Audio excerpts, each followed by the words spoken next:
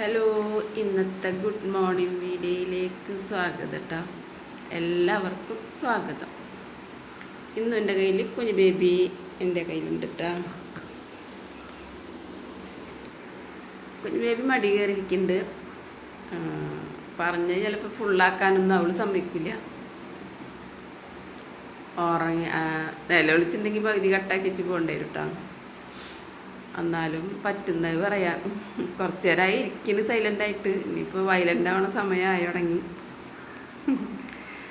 രാവിലെ എഴുത്ത് അങ്ങനെ മടി കയറി ഇരിക്കലാണ് പണിയിട്ടാണ്. അപ്പം അത് കുഞ്ഞു ബേബിയുടെ കാര്യം അങ്ങനെയാണ്.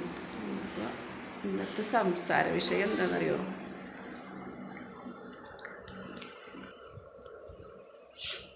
ഇന്നത്തെ സംസാര വിഷയം ദേശീയപാത വരുന്നുണ്ടല്ലോ, തിരുവനന്തപുരം മുതൽ കാസർഗോഡ് വരെ. അതിനെ പറ്റിയാട്ടോ ഇന്നത്തെ സംസാരം. അത് ഇപ്പോൾ ഒരു കല്യാണത്തിന് പോയി. അപ്പോൾ കുറച്ച് ദൂരം റോഡിൻ്റെ പണി ഞാൻ കണ്ടിട്ടാണ്. അപ്പം അതിന് മുന്നേ കുറച്ച് കണ്ടത് മറ്റേ കുറ്റിപ്പുറം പാലത്തിൻ്റെ അവിടെ ആ ഒരു സൈഡ് മാത്രമാണ് കണ്ടിട്ടുണ്ടായിരുന്നത്. അല്ലാതെ ലോങ് കണ്ടിട്ടുണ്ടായില്ല. ലോങ് കണ്ടില്ല എന്നും പറയാൻ പറ്റില്ല. കഴിഞ്ഞ വർഷത്തെ പോലെ തിരുവനന്തപുരത്തേക്ക് ഭീമാപ്പള്ളിക്കൽ ടൂറ് പോയി. അങ്ങനെ തൊഴിലുറപ്പ് കുടുംബശ്രീക്കാരെ കൂടി ടൂറ് പോയപ്പോൾ അന്നും കുറച്ചൊക്കെ കണ്ട്. അന്ന് പറഞ്ഞാൽ രാത്രിയിലാണ് യാത്ര. അങ്ങോട്ട് പോയത് രാത്രിയിലാണ്, ഇങ്ങോട്ട് വന്നതും രാത്രിയിലാണ്. അതുകൊണ്ട് ഞാൻ ശരിക്കൊന്നും കണ്ടില്ല എങ്ങനെയാണ് എന്തായതാണെന്ന്. പിന്നെ ഉറങ്ങുകയൊക്കെ ചെയ്തതുകൊണ്ട് കണ്ടില്ല. അപ്പോൾ ഇന്നലെ മിഞ്ഞാന്നൊരു കല്യാണത്തിന് പോയപ്പോൾ ആണ് അത് പകൽ വെളിച്ചത്തിൽ കുറച്ചധികം ദൂരം റോഡ് പണി നടക്കണത് കണ്ടത് കേട്ടോ. അപ്പോൾ റോഡ് പണിയെ കുറിച്ചാണ്. ഇപ്പോൾ റോഡ് പണി അത് കഴിഞ്ഞ് കഴിഞ്ഞാൽ തിരുവനന്തപുരത്ത് നിന്ന് നോക്കിയാൽ കാസർഗോഡ് നിൽക്കണ ആളുടെ ഒരു മിന്നായം പോലെയെങ്കിലും കാണും. അതേപോലെയാണ് റോഡ് പണി വരുന്നത്. റോഡ് പണിയാനതിൻ്റെ ഉദ്ദേശം അതുതന്നെയാവും. തിരുവനന്തപുരത്ത് നിന്നിട്ട് നോക്കുമ്പോൾ കാസർഗോഡ് നിൽക്കണ ആളെന്നെ അല്ലെങ്കിൽ ഒരു വാഹനത്തിന് ഒരു മിന്നായം പോലെയെങ്കിലും കാണണം എന്നുള്ള ആ ഒരു ഉദ്ദേശത്തോടു കൂടിയാവും ചിലപ്പോൾ റോഡ് പണി വരുന്നുണ്ടാവുക. പക്ഷെ അതുപോലെ കാണും ചെയ്യും. അങ്ങനെ തന്നെയാണ് ആ റോഡ് പണി വരുന്നത്. അപ്പോൾ അതൊക്കെ റോഡ് പണിയൊക്കെ കഴിഞ്ഞ് എല്ലാം സെറ്റായി. ചില ഭാഗത്തൊക്കെ കഴിഞ്ഞിട്ടുള്ളൂ. ചില ഭാഗത്തൊക്കെ ഇപ്പോഴും കുഴി മാന്തിക്കൊണ്ടിരിക്കണുള്ളൂ. അപ്പോൾ ആ റോഡ് പണി കഴിഞ്ഞ് കഴിഞ്ഞാൽ എന്തായാലും ഒരു 10-20 വർഷത്തിൻ്റെ ഉള്ളിൽ കേരളം ഒരു സ്വർഗം ആകും. പിന്നെ അതിൻ്റെ വീഡിയോ ഞാൻ കുറച്ച് 3 മിനിറ്റ് വീഡിയോ ഞാൻ എടുത്തിട്ടുണ്ടായിരുന്നു. പക്ഷെ അത് കാണിക്കാനായിട്ട് നോക്കുമ്പോൾ വോയിസ് കൊടുക്കാൻ പറ്റുന്നില്ല. അപ്പോൾ വണ്ടിയിൽ ഒരു പാട്ട് വെച്ചിട്ടുണ്ടായിരുന്നു, നല്ല ശബ്ദത്തിലൊരു പാട്ട് വെച്ചിട്ടുണ്ടായിരുന്നു. ഫുള്ള് ശബ്ദത്തിൽ റെക്കോർഡായി, പാട്ട് റെക്കോർഡായി. അപ്പോൾ എനിക്കത് വോയിസ് കൊടുക്കുമ്പോഴും ആ പാട്ട് അതിന് വരികയാണ്. വോയിസ് കേൾക്കണില്ല, പാട്ടന്നെ പിന്നെ അതിങ്ങനെ അധികമായിട്ട് കേൾക്കണം.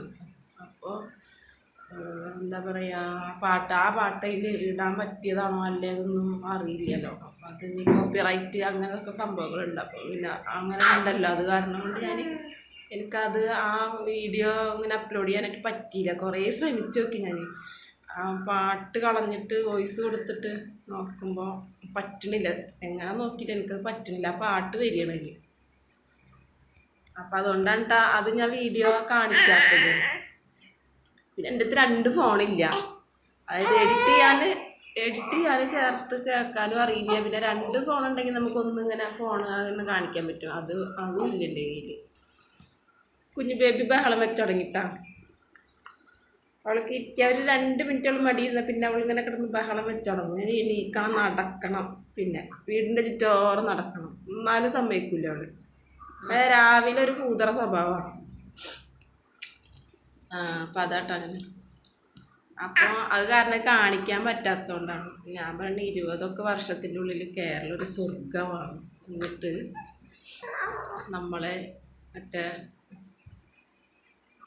അമേരിക്കൻ പ്രസിഡന്റ് ആ യുദ്ധം നടത്തുന്ന സ്ഥലമുണ്ടല്ലോ, ഗസ, അതിനൊരു വില പറഞ്ഞ ഒരു ന്യൂസ് കിട്ടിയിരുന്നില്ലേ?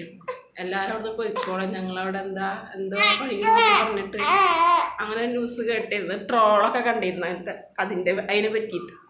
അന്ന് പോലെ നമ്മുടെ കേരളം വാങ്ങാൻ ആൾക്കാർ വരും.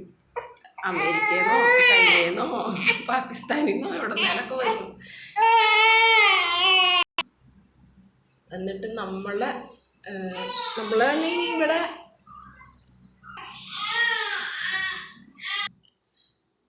കേരളത്തിലാണെങ്കിൽ ഈ കാശിന് കുഞ്ഞിനെ വിൽക്കണ കുറേ ആൾക്കാരുണ്ട്. അങ്ങനത്തെ ചില ആൾക്കാരുണ്ട്, കാശിന് കുഞ്ഞിനെ വിൽക്കുന്ന ആൾക്കാർ. നമ്മുടെ കേരളം അങ്ങനെ ചിലപ്പോൾ ആർക്കേലൊക്കെ വിറ്റ് പോയിന്ന് വരും. അപ്പോൾ നമ്മളതിനൊക്കെ ഇവിടുന്ന് പുറത്താക്കും. പിന്നെ നമ്മൾ വല്ലപ്പോഴും ഒന്ന് നമ്മുടെ ജന്മഭൂമി കാണാൻ വരണമെങ്കിൽ നമ്മൾ ടിക്കറ്റ് എടുത്തിട്ട് വരേണ്ടി വരും. പിന്നെ അതിർത്തിയിൽ നിന്ന് കടക്കണമെങ്കിൽ പാസ് എടുക്കണ്ടേ, അങ്ങനെ പാസ് എടുത്തിട്ട് വരേണ്ടി വരും. ഇതിലിപ്പോൾ നഷ്ടം ആർക്കെന്നറിയാം, നമ്മൾ മാവേലി തമ്പുരാനാണ് നഷ്ടം വരിക. എന്താ കാരണം, മാവേലി തമ്പുരാന് വർഷത്തിലൊരിക്കൽ നാട് കാണാൻ വരുമ്പോൾ ഇവിടെ സ്വീകരിക്കാൻ ആൾക്കാരുണ്ടാവില്ല, മലയാളികളിവിടെ ഉണ്ടാവില്ല. അപ്പോൾ മാവേലി തമ്പുരാന് നാട് കാണാനും വരാൻ പറ്റില്ല, വർഷത്തിലൊരിക്കൽ. ആ അവസ്ഥയിലോട്ടൊക്കെയാണ് പോണത്. ഇപ്പോഴൊന്നും നാളെ എല്ലാവരും 20-25 വർഷത്തിൻ്റെ ഉള്ളിൽ എന്തായാലും അങ്ങനെ സംഭവിക്കാൻ പോകുന്നു തോന്നുന്നുട്ടാ. പിന്നെ റോഡ് പണി 2 സൈഡിലും ഓരോ ഉറുമ്പരിച്ച് പോകാനുള്ള വഴി ഇങ്ങനെ ഇട്ടിട്ട് റോഡ് ഇട്ടിട്ടാണ് റോഡ് പണി നടക്കുന്നത്. അപ്പം അതിൽ വാഹനങ്ങളാണെങ്കിൽ നിറച്ച് എന്ത് ബ്ലോക്കാണ്. ശരിക്കും ബ്ലോക്ക് എന്ന് പറഞ്ഞാൽ ഈ ചെറിയൊരു വഴി കൂടെ ഓടിച്ച് പോകണ്ടേ, വലിയ വലിയ വാഹനങ്ങൾ വരുന്നതും ഒക്കെ ഇങ്ങനെ ഓടിച്ച് പോകണ്ടേ. അപ്പം അതിൻ്റെ ഈ കുഴിയും കുന്നും അങ്ങനെയൊക്കെ, ചില ഭാഗം ഉയരം ചില ഭാഗം താഴ്ച അങ്ങനെയൊക്കെ ആയിട്ടാണ് ഇട്ടിട്ടുള്ളത്. അപ്പോൾ അങ്ങനെ അതിൽ കൂടെ ഒക്കെ വണ്ടി ഓടിച്ചിട്ട് പോകണ്ടേ. കുറച്ചൊരു 1 മണിക്കൂർ ദൂരം വരെ ആ റോഡിൽ കൂടെ ഞങ്ങൾ പോയി വണ്ടി ഓടിയിട്ടുണ്ട്. അപ്പം അത്രയും ദൂരം ഞാൻ കണ്ടു എന്നാണ് പറയണത്. അപ്പം അതിൻ്റെ ഇടയിൽ നിന്ന് ഏറ്റവും കഷ്ടപ്പെടുന്നവരാണെന്നറിയോ, പ്രൈവറ്റ് ബസ് ഓടിക്കുന്നവർ. ലിമിറ്റഡ് സ്റ്റോപ്പായാലും മറ്റുള്ള കൊടുങ്ങല്ലൂർ ഗുരുവായൂരൊക്കെ വണ്ടികൾ ഇങ്ങനെ ലിമിറ്റഡ് സ്റ്റോപ്പാണ് കൂടുതൽ വരിക, എറണാകുളത്തുനിന്നൊക്കെ വരുന്ന വണ്ടികൾ.